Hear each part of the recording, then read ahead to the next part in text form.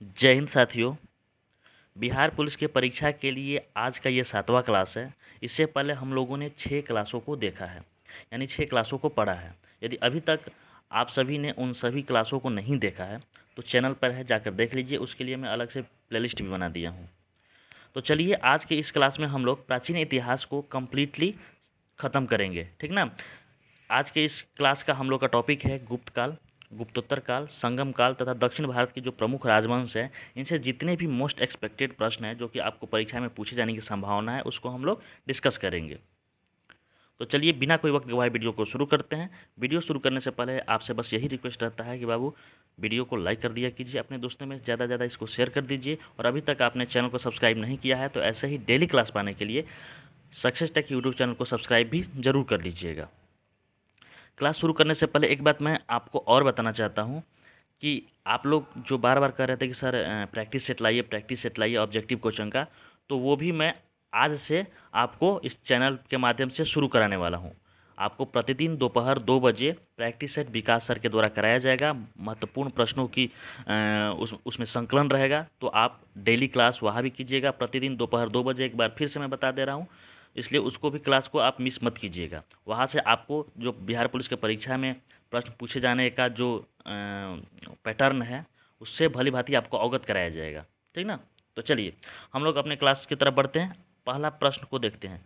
पहला प्रश्न बाबू है कि भारतीय इतिहास का स्वर्ण काल किस वंश के समय काल को कहा जाता है। तो बाबू भारतीय इतिहास का स्वर्ण काल गुप्त वंश के समय काल को कहा जाता है। नेक्स्ट प्रश्न है कि महिला को समाज में स्थान देना शुरू किस वंश के समय से हुआ। तो गुप्त वंश से हुआ था, ठीक ना। अगला सवाल है कि शतरंज का खेल किस काल में प्रारंभ हुआ। तो शतरंज का जो खेल है वो गुप्त काल से शुरू हुआ है।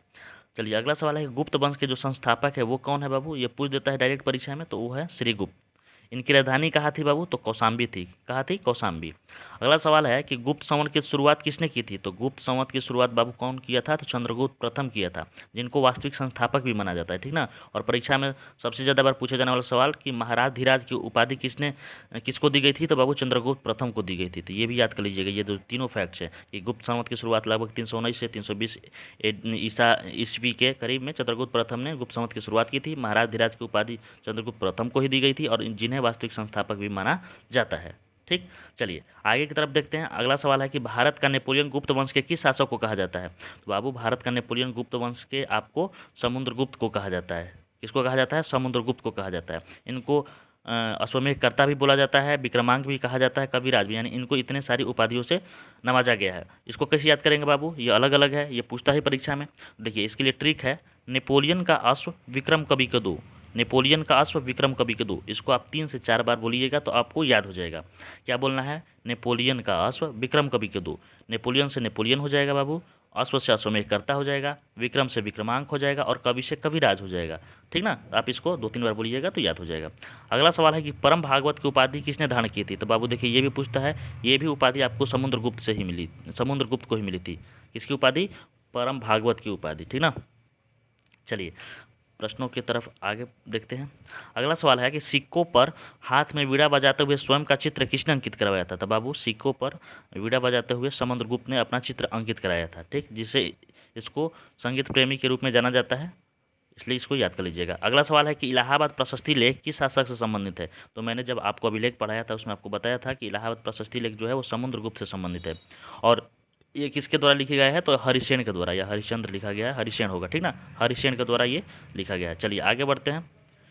अगला सवाल है कि समस्त दक्षिण भारत समुद्रगुप्त के सामने नतमस्तक था, उद्दत है, यानी ये किस चीज़ में वर्णन है। तो समस्त दक्षिण भारत जो समुद्रगुप्त के सामने नतमस्तक था, ये पुराण में बताया गया है। किसमें, पुराणों में।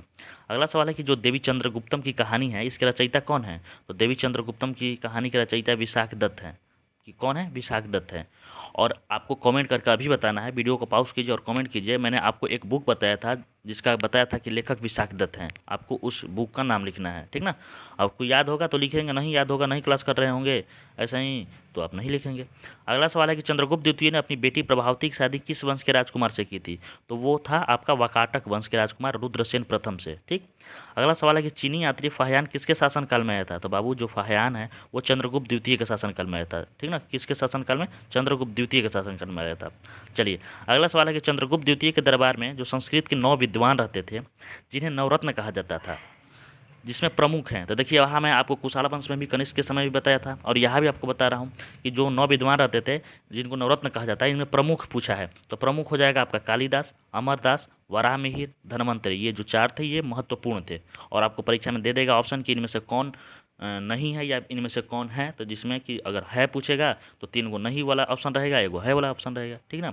चला अगला सवाल है कि नालंदा विश्वविद्यालय का निर्माण किसने कराया था। तो बाबू नालंदा विश्वविद्यालय का निर्माण कुमारगुप्त प्रथम ने करवाया था। किसने करवाया था? कुमारगुप्त प्रथम ने। देखिए ये जो सवाल है ना, ये आपके बिहार पुलिस के जो 6 शिफ्ट में पेपर होने वाला है, ये किसी न किसी शिफ्ट में जरूर पूछेगा। अगला सवाल है कि हुड़ों का आक्रमण किस गुप्त काल के समय हुआ था। तो हुड़ों का आक्रमण स्कंदगुप्त के समय हुआ था, ठीक, स्कंदगुप्त के समय हुआ था।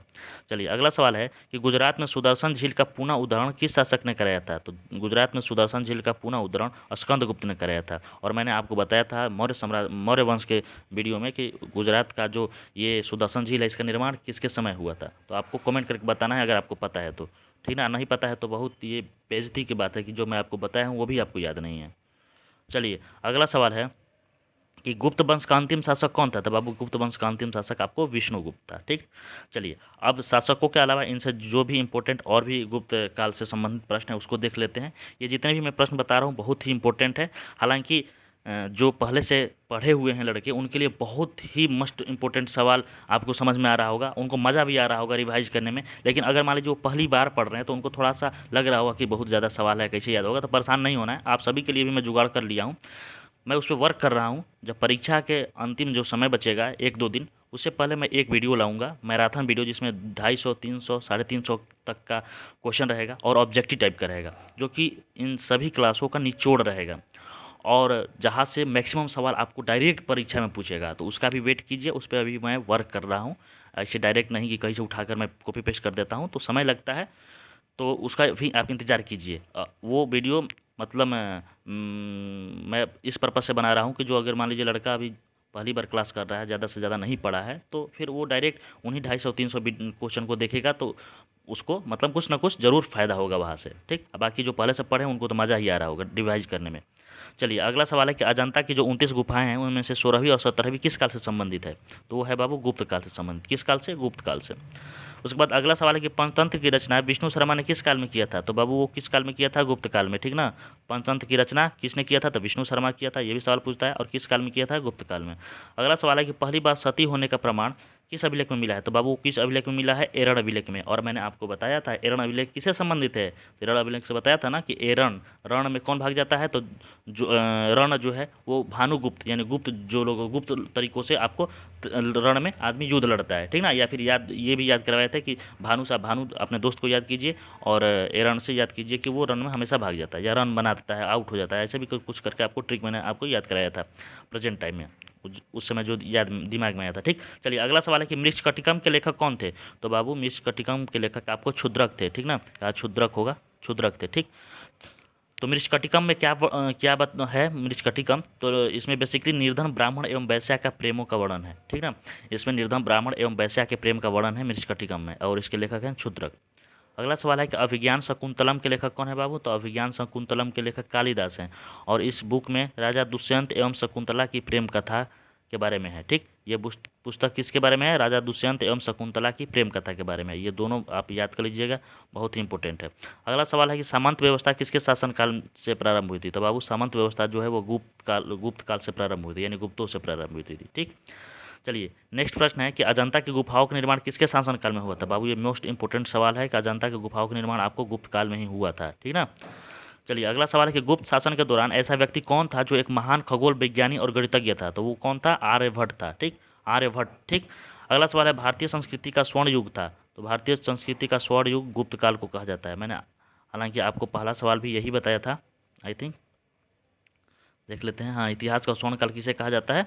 तो यहाँ पे आपको दोबारा बता दिया कि भारतीय इतिहास का जो है स्वर्ण काल या फिर भारतीय संस्कृति का स्वर्ण युग किसको कहा जाता है। तो गुप्त काल को कहा जाता है। चलिए नेक्स्ट सवाल है किस वंश के शासकों ने मंदिरों एवं ब्राह्मणों को सबसे अधिक ग्राम अनुदान में दिया था। तो बाबू वो कौन वंश के शासक थे? तो गुप्त वंश के शासक थे, ठीक ना। बाल विवाह किस काल से प्रारंभ हुई। तो बाबू गुप्त काल से प्रारंभ हुई, ये भी मैंने आपको बता दिया। अगला सवाल है कि गुप्त राजा जिसने विक्रमादित्य की पदवी ग्रहण की थी वो कौन थे? चंद्रगुप्त द्वितीय, यानी चंद्रगुप्त द्वितीय को विक्रमादित्य भी बोला जाता है, ठीक ना, याद कर लीजिएगा। अगला सवाल है कि गुप्त शासकों द्वारा जो चांदी को सिक्के चलाए गए थे उसको क्या कहा जाता था, तो उसको रूपक कहा जाता था। क्या कहा जाता था? रूपक कहा जाता था। ठीक। अगला सवाल है कि तांबा का सिक्का जारी करने वाला पहला गुप्त शासक कौन था, तो तांबा का सिक्का जारी करने वाला पहला गुप्त रामगुप्त था। ठीक, कौन था? रामगुप्त। अगला सवाल है कि गुप्त काल के सर्वाधिक लोकप्रिय देवता कौन थे बाबू, तो वो थे विष्णु। कौन थे? विष्णु भगवान सबसे लोकप्रिय देवता थे।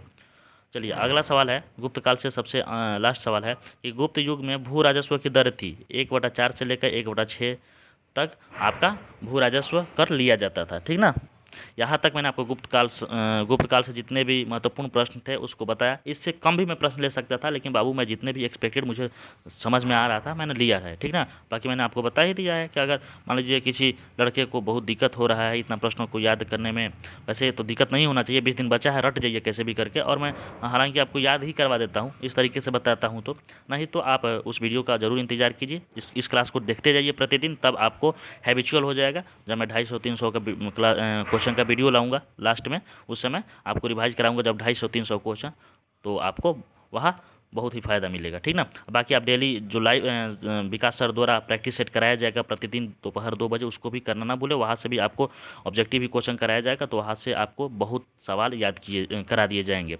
इन सभी क्लासों से ही सवाल रहेंगे, इनसे बाहर सवाल रहेगा थोड़े ना कहीं किसी भी एग्जाम में, यही सब रहेगा सवाल। ठीक, चलिए आगे बढ़ते हैं। अगला सवाल है कि पुष्यभूति वंश की स्थापना किसने की थी, तो बाबू पुष्यभूति वंश की स्थापना पुष्यभूति वर्धन ने की थी। कौन किया था? पुष्यभूति वर्धन।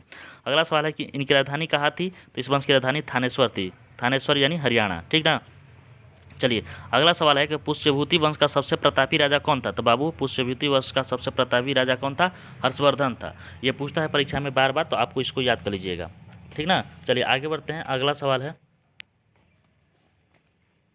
हाँ, अगला सवाल है कि हर्षवर्धन के समय कौन सा चीनी तीर्थयात्री भारत आया था, तो वो कौन आया था बाबू, तो वो आया था ह्वेनसांग। जबकि मैंने आपको बताया था चंद्रगुप्त द्वितीय के समय बाबू कौन आया था, तो चंद्रगुप्त द्वितीय के समय आपको याद होना चाहिए वो आया था फहयान। ठीक ना, इसको कैसे याद कीजिएगा, मान लीजिए ह्वेनसांग और फहयान में आप वो हो गए, क्या बोलते हैं, कन्फ्यूज हो गए, तो इसको कैसे याद करना है, तो देखिए चंद्रगुप्त द्वितीय में चंद्र आ रहा है, यानी चंद्रमा भगवान के बारे में कुछ ऐसा रिलेट कीजिए। और फायान में यान आ रहा है ना, हाँ यान, यान मतलब अभी गया है ना हमारा यान, चंद्रमा पर गया है ना, चंद्रमा पर यान हमारा गया है, तो उसको वहाँ से आप लोग कोरिलेट करके याद कर सकते हैं। बाकी ह्वेनसांग में ह से शुरू होता है ह्वेनसांग, और ह से हर्षवर्धन शुरू होता है, तो आप इसको कोरिलेट कर लीजिएगा। ठीक ना, और एक सवाल और पूछता है बाबू की जो हर्षवर्धन है इसने अपनी राजधानी कहाँ बनाया था, इसकी राजधानी पहले थानेश्वर थी, हरियाणा थी, तो इसकी अपने राजधानी इसने कहाँ बनाया था, तो कन्नौज बनाया था। इसको याद कर लीजिएगा, यहाँ नहीं लिखा पाया है, छूट गया है पीडीएफ में, तो इसको याद कर लीजिएगा, कन्नौज, वो परीक्षा में पूछता है।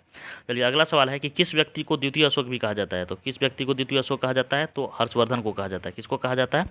हर्षवर्धन को। चलिए अगला सवाल है कि बाणभट्ट किस सम्राट के दरबारी कवि थे, तो वो थे आपको हर्षवर्धन के। ठीक ना, चलिए हर्षचरित और कादम्बरी किसके द्वारा लिखी गई है बाबू, तो बाणभट्ट द्वारा लिखी गई है। बाणभट्ट द्वारा हर्षचरित जो कि हर्षवर्धन के जीवन से संबंधित है, और कादम्बरी भी इन्हीं के द्वारा लिखी गई है। अगला सवाल है कि नर्मदा नदी के तट पर हर्षवर्धन और किसके बीच युद्ध हुआ था, तो किसके बीच युद्ध हुआ था? पुलकेशिन द्वितीय के बीच। ठीक ना, नर्मदा नदी के तट पर हर्षवर्धन और पुलकेशिन द्वितीय के बीच युद्ध हुआ था। ये पूछता है किस नदी के तट पर, और इसमें कौन जीता था, तो बाबू पुलकेशिन द्वितीय जीत गया था। चलिए पुलकेशिन द्वितीय के बारे में आगे पढ़ना है। अगला सवाल है किस बंगाल शासक ने राजवर्धन की हत्या कर दिया तथा साथ ही साथ उसने बोधि वृक्ष को भी कटवा दिया, तो बाबू ये कौन था? ये एक शैव मतानुयायी था, यानी शैव धर्म को मानता था, ये शशांक है। कौन है? शशांक। चलिए अगला सवाल है, अगला सवाल है कि हर्षवर्धन अपनी धार्मिक सभा कहाँ किया करता था, तो बाबू वो प्रयाग में करता था। ठीक ना, कहाँ करता था? प्रयाग में। और और हर 5 साल पर ये वहाँ महामोक्ष परिषद में शामिल होता था, लेकिन हर्षवर्धन जो था वो ह्वेनसांग की विद्वता देखकर जो 5 वर्ष पर प्रयाग में होने वाला महामोक्ष परिषद था ना, उसका अध्यक्ष बना दिया था। तो ये भी परीक्षा में पूछता है कि किसकी विद्वता को देखकर हर्षवर्धन ने प्रत्येक 5 वर्ष पर प्रयाग में होने वाले महामोक्ष परिषद का अध्यक्ष बना दिया, तो वो था ह्वेनसांग।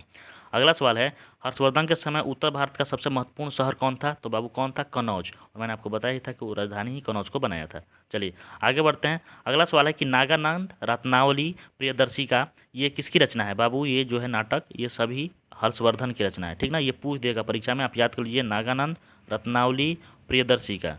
ठीक, इस किसकी रचना है? हर्षवर्धन की। और अगला सवाल है कि किसकी मृत्यु को इतिहास में युग परिवर्तन का काल कहा जाता है, किसकी मृत्यु को इतिहास में युग परिवर्तन का काल कहा जाता है, तो वो हर्षवर्धन की मृत्यु को, हर्षवर्धन की मृत्यु को।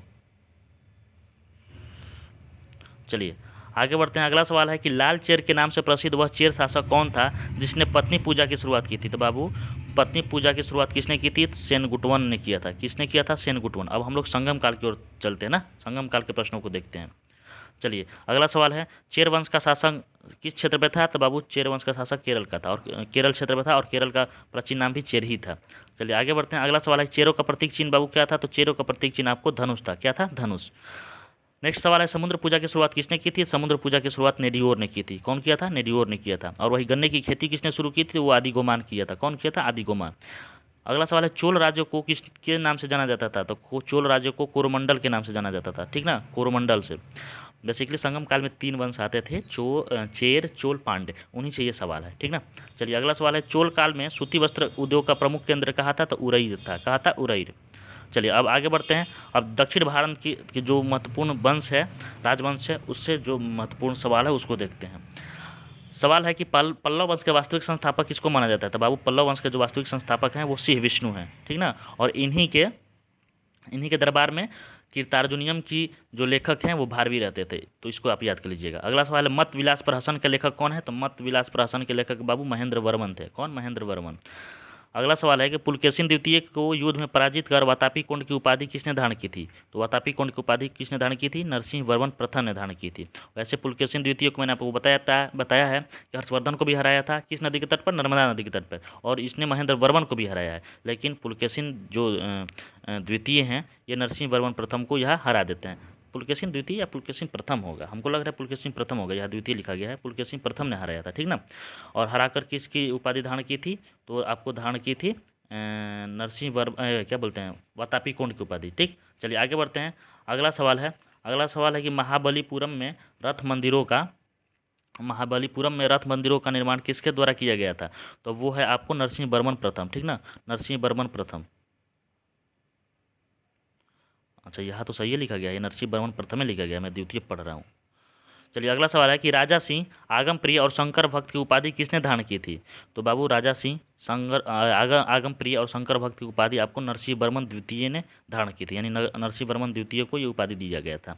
अगला सवाल है कि महाबलीपुरम के तटीय मंदिर बैकुंठ पेरुमाल मंदिर, कांची के कैलाशनाथ मंदिर जिसको राज सिद्धेश्वर मंदिर बोला जाता है, इसका निर्माण किसने कराया था? तो नरसिंह वर्मन द्वितीय ने कराया था। देखिए ये जो दक्षिण भारत के राजवंश है ना, इन्होंने मंदिरों का बहुत ज़्यादा निर्माण कराया, तो परीक्षा में मंदिरों से सवाल पूछता है तो आप इसको याद कर लीजिएगा, ठीक ना। अगला सवाल है कि किसके दरबार में संस्कृत के प्रसिद्ध जो लेखक है वो दंडी रहते थे? वो नरसिंह वर्मन द्वितीय के ही शासनकाल में रहते थे, यानी उसके दरबार में रहते थे, ठीक। चलिए अगले प्रश्न की तरफ देखते हैं बाबू। अगला प्रश्न है कि किसने राष्ट्रकूट साम्राज्य की नींव रखी है? तो राष्ट्रकूट साम्राज्य की किसने नींव रखी है? तो दंतीदुर्ग, यानी राष्ट्रकूट साम्राज्य के संस्थापक दंतीदुर्ग हैं। राष्ट्रकूटों की राजधानी कहाँ थी बाबू? तो मान्यखेत थी, जिसको अमोघ वर्ष द्वारा राजधानी बनाया गया था, ठीक ना। चलिए अगला सवाल है कि दक्षिण भारत का प्रसिद्ध तकोलम का युद्ध किसके बीच लड़ा गया था? तो बाबू वो लड़ा गया था आपको चोल एवं राष्ट्रकूटों के बीच लड़ा गया था। तकोलम का युद्ध किसके बीच लड़ा गया था? चोल और राष्ट्रकूट के बीच लड़ा गया था। अगला सवाल है, एलिफेंटा के प्रसिद्ध सेल को काटकर बनाए गए मंदिरों का श्रेय किसे दिया जाता है? तो बाबू राष्ट्रकूट के ही समय एलोरा और एलिफेंटा का मंदिरों का निर्माण हुआ था। अगला सवाल है कि एलोरा का प्रसिद्ध शिव मंदिर का निर्माता राष्ट्रकूट नरेश कौन था? तो देखिए एलोरा का जो शिव मंदिर है उसके निर्माता कृष्ण प्रथम है। कौन है? कृष्ण प्रथम है। अगला सवाल है कि जो अजंता एलोरा के गुफाएं हैं ये कहाँ है? तो बाबू ये औरंगाबाद में है, ठीक ना, औरंगाबाद में। अगला सवाल है कि ध्रुव राजा को किस नाम से जाना जाता है? तो बाबू ध्रुव राजा को धारावर्ष भी कहा जाता है, धारावर्ष, ठीक ना। ध्रुव राजा जो कि त्रिपक्षीय संघर्ष में भाग लिए थे, इसको धारावर्ष भी बोला जाता है। और अगला सवाल है कि कविराज मार्ग की रचना किसने किया था? तो बाबू कविराज मार्ग की रचना अमोघ वर्ष ने किया था, ठीक ना, अमोघ वर्ष ने किया था। मैं थोड़ा जल्दी इसलिए इस क्लास को अटेंड कर रहा हूँ और बता रहा हूँ कि इसमें फैक्ट्स हैं और क्या बोलते हैं, बहुत ज़्यादा सवाल है, तो उसको जल्दी ख़त्म करना नहीं तो वीडियो लंबा हो जाएगा, इसलिए। और आपको इसको याद ही करना है, इसमें कुछ समझाने वाला चीज़ है नहीं कि मैं आपको ट्रिक से भी बताऊं या कुछ बताऊं। चलिए अगला सवाल है कि नौसैनिक शक्ति प्रसिद्ध थी। बाबू ये इंपॉर्टेंट सवाल है, नौसैनिक शक्ति जो है वो चोल के काल में प्रसिद्ध थी। तो आपको पूछता है कि नौसैनिक शक्ति किससे संबंधित है, किस काल से संबंधित है? तो ये हो जाएगा आपका चोल काल। अगला सवाल है कि चोलों की राजधानी कहाँ थी? तो बाबू वो तंजावुर थी। कहाँ थी? तंजौर। नेक्स्ट सवाल है कि 9वीं शताब्दी ईस्वी में किसके द्वारा चोल साम्राज्य की नींव डाली गई थी? तो 9वीं शताब्दी ईस्वी में विजयालय द्वारा चोल साम्राज्य की नींव डाली गई थी। जब संगम काल चल रहा था तो फिर वो चोल साम्राज्य था वो हो गया था, समाप्त हो गया था, लेकिन फिर से 9वीं शताब्दी में विजयालय द्वारा शुरू की गई। अगला सवाल है कि तंजौर का जो बृहदेश्वर मंदिर है किस चोल शासक के काल में निर्मित हुआ है। जो तंजौर का बृहदेश्वर मंदिर है बाबू, जिसको हम लोग राजेश्वर मंदिर भी बोलते हैं, वो राज प्रथम के समय निर्मित किया गया था। वही अगला सवाल है कि वह चोल शासक जिसने श्रीलंका के उत्तरी भाग पर विजय प्राप्त किया था, यानी श्रीलंका को पहली बार जीता था, तो वो कौन था? राज प्रथम था। और जबकि आपको पूछेगा कि श्रीलंका पर पूर्ण विजय किसने प्राप्त किया था, तो वो बाबू राजेंद्र प्रथम है। ठीक ना, इन दोनों में अंतर याद कर लीजिए। राज प्रथम जो श्रीलंका पर पहली बार आक्रमण किया था और उसके उत्तरी भाग पर विजय प्राप्त किया था। ठीक, उस समय श्रीलंका का सिंहल कहा जाता, उसका नाम था। महेंद्र पंचम के विरुद्ध ये किया था। और जबकि श्रीलंका को पूर्णतः पराजित कर दिया था, पूर्ण विजय प्राप्त कर लिया था, वो था राजेंद्र प्रथम। चलिए आगे बढ़ते हैं। अगला सवाल है कि गंगोट चोलपुरम की उपाधि किसको मिला था, तो वो मिला था आपको इसी राजेंद्र प्रथम को। ठीक ना, चलिए चोल वंश से आपको आखिरी सवाल है कि चोल साम्राज्य का अंततः किसने समाप्त किया, तो चोल साम्राज्य को मलिक काफूर ने समाप्त कर दिया। ठीक ना, मलिक काफूर के बारे में हम लोग मेडाइवल हिस्ट्री में पढ़ेंगे। चलिए अगला सवाल है, देखिए ये जो मैं आपको ये बताया हूँ यहाँ ख़त्म हो गया आपका। ठीक ना, जो भी सवाल था आपका यहाँ मैं आपको ख़त्म करा दिया, थोड़ा जल्दी में कराया लेकिन ख़त्म करा दिया। बाकी ये फैक्ट्स ही था, आपको देखना है, याद करना है। ये बहुत ही महत्वपूर्ण फैक्ट्स हैं आपके परीक्षा के लिए। अगर थोड़ा सा पेपर को हार्ड करता है, पेपर को थोड़ा बहुत लेंदी करता है, और जानते ही हैं कि कुछ ऐसे प्रश्न होते हैं जिसको कि थोड़ा इधर उधर कर ही देता है, तो आपको हार्ड लगता है, उसको भी मैंने इस बुक में कवर करने का कोशिश किया है, उसको भी हम लोग देख सकते हैं। तो जो अन्य महत्वपूर्ण प्रश्न है उसको देखते हैं। होयसल वंश की राजधानी कहाँ थी बाबू, ये बार बार परीक्षा में पूछता है। द्वार समुद्रम, कहाँ थी? द्वार समुद्रम। अगला क्वेश्चन है कि चेन्नई केशव मंदिर का निर्माण किसने करवाया था, तो बाबू विष्णुवर्धन ने कराया था। ठीक ना, किसने करवाया था? विष्णुवर्धन ने कराया था। चलिए आगे बढ़ते हैं। अगला सवाल है कि काला पैगोडा के नाम से जाना जाता है, तो काला पैगोडा के नाम से कोणार्क के सूर्य मंदिर जाना जाता है। ठीक, नेक्स्ट सवाल है कि मोढेरा का सूर्य मंदिर किस राज्य में स्थित है, तो मोढेरा का सूर्य मंदिर आपको गुजरात में है। कहाँ है? गुजरात में। अगला सवाल है अंकोरवाट का विष्णु मंदिर कहाँ स्थित है, तो अंकोरवाट का विष्णु मंदिर कंबोडिया में। कहाँ है? कंबोडिया में। चलिए आगे बढ़ते हैं। अगला सवाल है कि बोरोबुदूर आपको स्तूप कहाँ स्थित है, ये जावा में है। ठीक ना, यह बोरोदूर नहीं होगा, बोरोबदूर होगा, यह ब छूट गया है, वो जावा में है। ठीक, कौन सा रथ मंदिर सबसे छोटा है बाबू, तो द्रौपदी रथ मंदिर सबसे छोटा है। अगला सवाल है कलहड़ रचित राज तरंगिणी में कुल कितने तरंग है, तो बाबू जो कलहड़ ने लिखा था राज तरंगिणी, इसमें 8 तरंग है। ठीक, कितने हैं? 8 तरंग। अगला सवाल है कि प्राचीन भारत का वह ग्रंथ जिसका 15 भारतीय एवं 40 विदेशी भाषाओं में अनुवाद हुआ था, वो कौन सा था, तो वो पंचतंत्र था। कौन सा था बाबू? पंचतंत्र। चलिए ठीक, अगला सवाल है कि पृथ्वीराज रासो के लेखक कौन है, तो बाबू पृथ्वीराज रासो के लेखक चंद्रवरदाई हैं। कौन है? चंद्रवरदाई। चलिए नेक्स्ट प्रश्न है कि प्राचीन भारत का एक महान शिक्षा केंद्र विक्रमशिला महाविद्यालय की स्थापना किसने किया था, तो बाबू धर्मपाल ने किया था। जबकि मैंने आपको अभी कुछ देर पहले ही बताया कि नालंदा विश्वविद्यालय की स्थापना किसने किया था, तो कुमारगुप्त प्रथम। और वही विक्रमशिला विश्वविद्यालय का था धर्मपाल। और उसके बाद अगर उदंतपुरी विश्वविद्यालय का पूछ देगा तो पाल वंश के संस्थापक गोपाल ने किया था। इन तीनों विश्वविद्यालय को आप याद कर लीजिएगा। ठीक ना, चलिए अगला सवाल है कि गीत गोविंद के जो लेखक हैं जयदेव, यहाँ से एक और सवाल हो गया कि गीत गोविंद के लेखक कौन है, तो जयदेव हैं। ये किसके दरबार में रहते थे बाबू, तो ये लक्ष्मण सेन के दरबार में रहते थे। किसके दरबार में? लक्ष्मण सेन के। चलिए आगे अगला सवाल है, और ये सेकंड लास्ट सवाल है कि महारानी दीदाबाई किस राजवंश से संबंधित है, तो जो महारानी दीदाबाई है वो उत्पल राजवंश से संबंधित है। किस राजवंश से? उत्पल। और आज का ये आखिरी सवाल है इस क्लास का। मैंने बहुत जल्दी ही खींच दिया, 23-24 मिनट में ख़त्म कर दिया। इतिहास वैसे में मैं 30-35-40 मिनट का क्लास को खींचता था, लेकिन कोई बात नहीं, जल्दी ख़त्म कर दिया तो आपको समय भी आपका बच गया। तो आज का आखिरी सवाल है कि चित्तौड़ में विजय स्तंभ का निर्माण किसने कराया था, तो इस प्रश्न का उत्तर हो जाएगा राइट आंसर, राणा कुंभा ने कराया था। ठीक ना, तो आपको मैंने जितने भी प्रश्न पूछे जाने की संभावना है इन सभी टॉपिक से, टॉपिक आप देख लीजिए एक बार बाबू। टॉपिक है आपको गुप्त काल, गुप्तोत्तर काल, संगम काल, दक्षिण भारत के प्रमुख राजवंश, इसके अलावा भी और बहुत सारे मंदिरों से भी मैंने सवाल उठाए थे। आज यहाँ पे आपका जो प्राचीन इतिहास है समाप्त हो गया। इसके बाद हम लोग कल से दिन में मेडाइवल हिस्ट्री को शुरू करेंगे। ठीक ना, और जो शाम को चल रहा है क्लास उसमें पॉलिटी चल रहा है। जैसे ही पॉलिटी समाप्त होता है उसके बाद मैं आपको कोई और सब्जेक्ट शुरू करूँगा। ठीक, मान लीजिए मैं आपको जियोग्राफी या फिर मोस्ट प्रोबेबली चांसेस है कि पहले करंट अफेयर्स को निपटा देता हूँ। तो जो भी शुरू करना है मैं आपको अवगत करा दूंगा, टेलीग्राम पर मैं बता ही देता हूँ कि हाँ आज ये क्लास होगा। बाकी आज डेली आज अब मैंने आपको बताया ही है कि आज से शुरू होने वाला है आपके लिए डेली प्रैक्टिस सेट, प्रतिदिन दोपहर 2 बजे, तो आप उसको भी अटेंड करना ना भूलें। तो बस बाबू मिलते हैं नेक्स्ट वीडियो में। समय गंवाने से मतलब समय बर्बाद करने से कोई फ़ायदा है नहीं। आप अपना पढ़ाई कीजिए, वीडियो देख ही लिए होंगे। और यदि मान लीजिए कोई आपको डाउट है तो आप कमेंट कर दीजिएगा, मैं उस डाउट को क्लियर करने का भरपूर प्रयास करूँगा। तो बस मिलते हैं नेक्स्ट वीडियो में, तब तक के लिए जय हिंद।